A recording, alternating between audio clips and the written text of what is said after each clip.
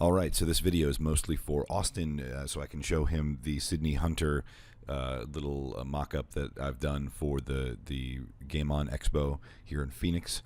He's going to be showing this off also at the Long Island Gaming Expo, which is really cool this weekend.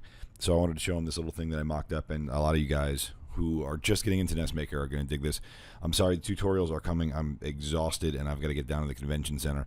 But this should give you guys some hope as to what you're going to be creating soon, as soon as I can get a free minute. So anyway, without further ado, I've made a bunch of input scripts. I've made a few assets. I've modified the base module here, the basic module, to be a little bit more like a platformer. Sydney Hunter is a game by Collector Vision by John Lester, who's running GameOn Expo here, and a little homage. I told him I would show him us making a Sydney Hunter sort of clone in NESmaker, and he was really excited about that idea. So I've got some assets here that I used to build this screen. Mostly they're just solid objects. There's really nothing here. The only thing that's either not walkable or solid is death, which is this is an instant death. Now the instant death is still working a little bit weird, and I just don't have the time to dig into why, but I'll show you what I'm talking about. What I did create was some scripts where we've created a boomerang weapon, which again is not 100% there, but it's pretty close.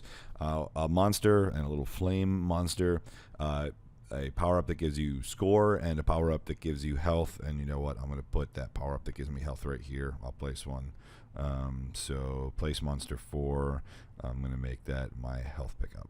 Okay. So basically, in order to construct this screen, what I did was I made a I don't know why, but a couple of these screens are acting funny on the top row. So I went down and I used the second row while I'm still figuring that out. And I went ahead and I constructed the outline of the screen. I made a monster and a monster group, and the monster group is just, these are the only two monsters I made. It's sort of this fire that comes on and turns off. And when it turns off, it's actually still in place, but it won't hurt you when it's in that state, and I'll show you that real quick. So I made custom actions for this module, and so safe does not hurt player. It doesn't recoil when the weapon hits it. The weapon has no effect on it. The fire, you'd want it to go right through. It ignores gravity, since there's gravity in this. You don't have to worry about all this right now. Just giving you some ideas as to what you can do with the bits and bytes once you get used to this program. Those don't work in your game engine because your module is not set up for those things, but you could tell it to be, and that's all part of sort of making this engine being as versatile as possible. Anyway, so I went ahead. If I wanted to place the monsters, if I look at my monster group there, monster 0, monster 1, monster 2, monster 3. I think it's actually in that. I think it's 1, 2, 3, 4. This is monster type 1, monster type 2, monster type 3, monster type 4. So if I go over here, I've got 4 slots for monsters, but they don't have to correlate to 1, 2, 3, 4.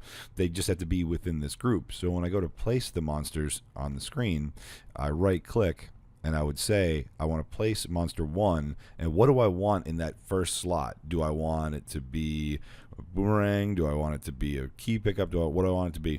I'm going to place monster 1, and I'm going to make it monster 1 from the group. Monster 1 from the group was that fire. There it is. If I place monster 1 and I say monster, and I place it as monster 2, that's going to be the second monster in the group. So it's using the monster 1 slot. If I say place monster right here, it's using the monster 1 slot, but I get to choose which monster from the group that I want to put there.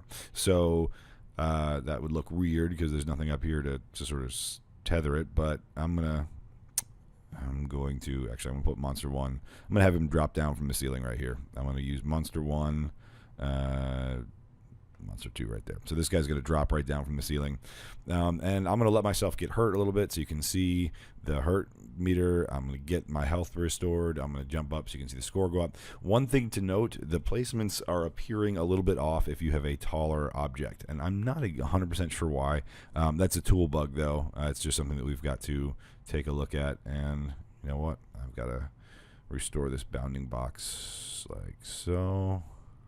It definitely has to do with depth in Mystic Searches and how we were drawing object placement, and it's probably something that just hasn't been Hasn't been restored yet. So anyway, let me show you real quick a level. I got to put the microphone down. I'm actually holding it with my hand. So I placed a couple monsters. I placed some tiles. I'm just going to play through this level and show you guys. And I'll shout so you can hear me. All right, so I'm going to go to export and test.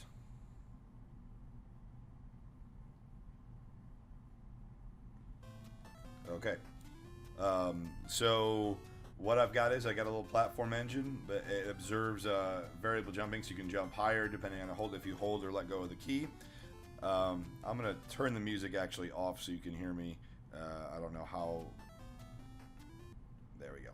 Okay, so I can move left or right.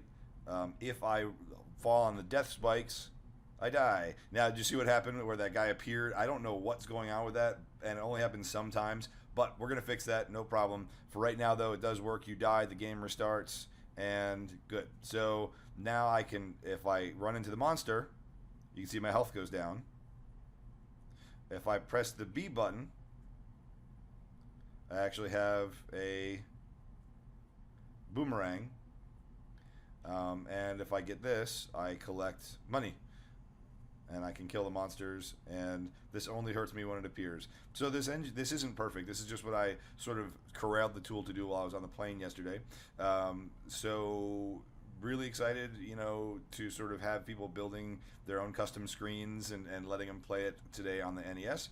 And I'm going to show you guys how I did this when we start looking at like the platform module and stuff like that. And I still have some tweaks to make anyway, like that. I need a new collision detection for... Oops. So still some bugs, but you get the idea. And you might not have seen, but when I lose health and I get the potion, my health goes back up. So anyway, that's a bunch of stuff that's on this little Sydney Hunter mini demo engine. So yeah, I just wanted to show that to you and how to construct it and how to put it together, mostly for Austin so that he can show the people in Long Island. But I'll share it with you guys too so you can see. Thanks.